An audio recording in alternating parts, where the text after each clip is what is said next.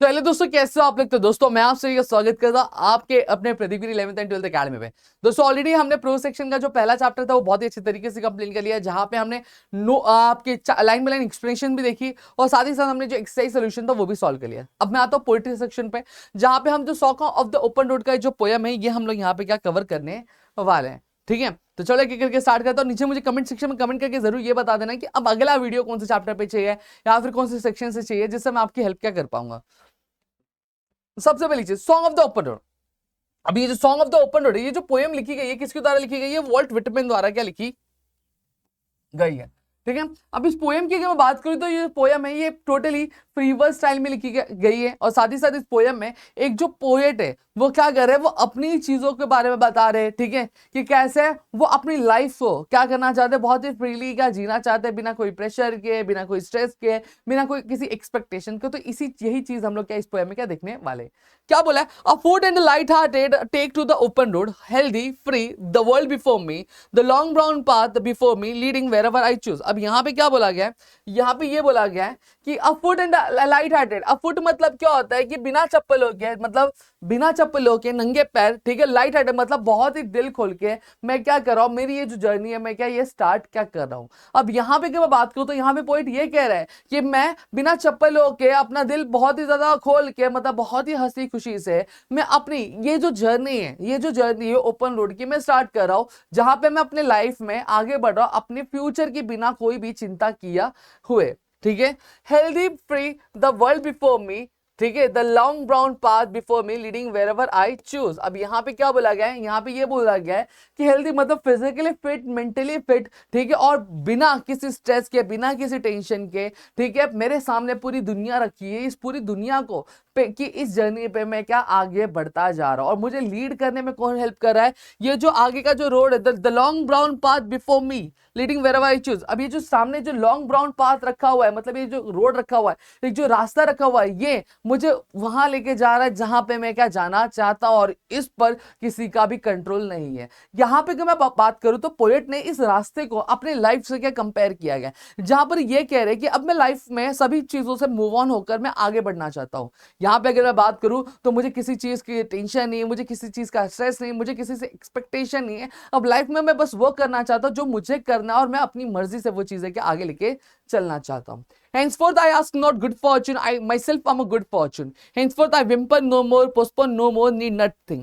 Done with indoor complaints, libraries, querulous criticism, strong and content I travel the open road. अब यहाँ पे क्या बोला है? Henceforth का मतलब क्या? अब से, फ्रॉम नाउ ऑनवर्ड्स। ठीक है, अब से I ask not good Fortune. अब वो कह रहे हैं कि अब पोएट ये कह रहा है कि पोएट अब से मैं जो है मैं यहाँ पे अच्छी किस्मत की मांग नहीं करता हूं। हमने देखा है कि एक जो ह्यूमन होता है वो हमेशा कहता रहता है यार मेरी किस्मत ही खराब है, भगवान मुझे अच्छी किस्मत दे दे, भगवान मेरे साथ अच्छा कर दे, भगवान मेरे लिए ये भला कर दे, भगवान मेरे लिए वो भला कर दे। ऐसे हमेशा किसे क्या करता रहता है, वो मांग क्या करता रहता है। फिर कहता है I myself am good fortune. वो कह रहे हैं कि अब मुझे अच्छी किस्मत की मांग करने की जरूरत नहीं है, क्योंकि मैं खुद अपनी अच्छी किस्मत हूं। अब मैं मेरी अच्छी किस्मत बनाने के लिए मैं भगवान से विनती नहीं करूंगा या फिर मैं किसी के सामने गिड़गिड़ाऊंगा नहीं। अब मेरी किस्मत अच्छी हो गई, खराब हो गई, ये सारी चीजों का जो निर्णय है वो मेरी हाथों में क्या होने वाला है। Henceforth I whimper no more। ठीक है, अब यहाँ पे क्या बोला? अब मैं यहाँ पे रोता नहीं हूं, मतलब वो रहता ना कि सुसुक रोना उसको। ठीक है, और ना तो मैं अपनी चीजों को पोस्टपोन करता हूं, यानी ना डिले करता हूं, नीड नथिंग और वो कह रहा है कि अब मुझे और भी कुछ चाहिए नहीं। Done with the indoor complaints, libraries, querulous criticism. ठीक है, अब वो क्या कह रहे हैं कि अब मैं जो हमेशा कंप्लेंट्स करता रहता था, काश मैं ऐसा होता, काश मैं ऐसा होता, मेरी चीजें ये होती, मेरी चीजें वो होती, और वो सारी जो कंप्लेंट्स है वो कंप्लेंट्स करना मैं बंद कर दे रहा हूं।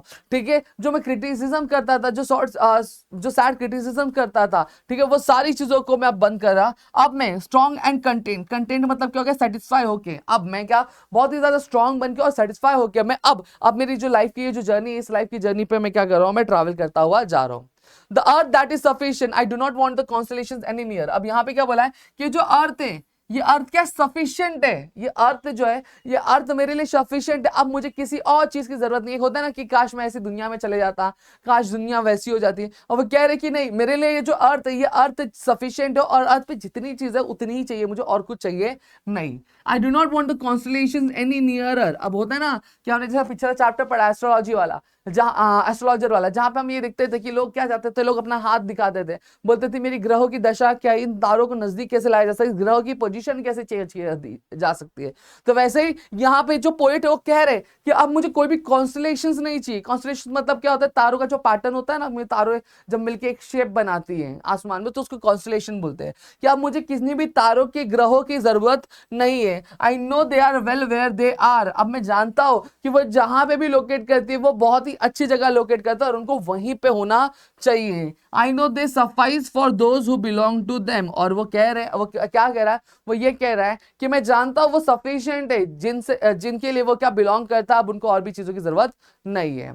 Still here I carry my old delicious burden, I carry them men and women, I carry them with me।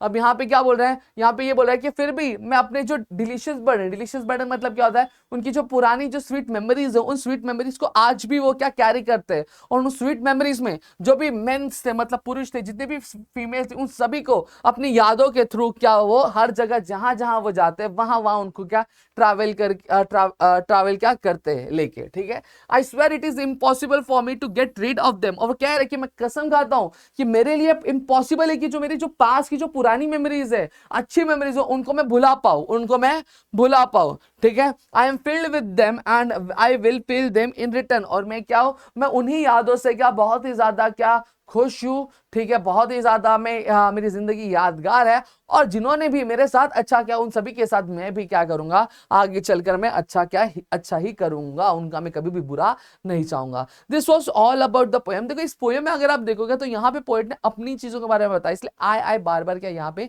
Use किया। ये जो पूरी पोएम है ये फ्री वर्स स्टाइल में क्या लिखी गई, और उसके पोएट का नाम क्या है,